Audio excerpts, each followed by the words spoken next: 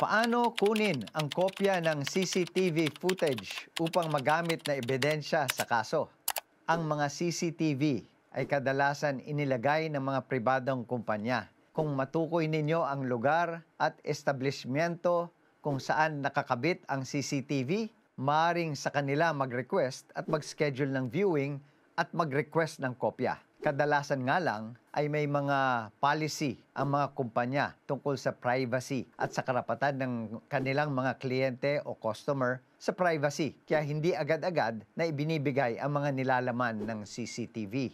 Kung pumayag ang kumpanya at ibigay sa inyo ang footage, maaari po ninyong magamit ito.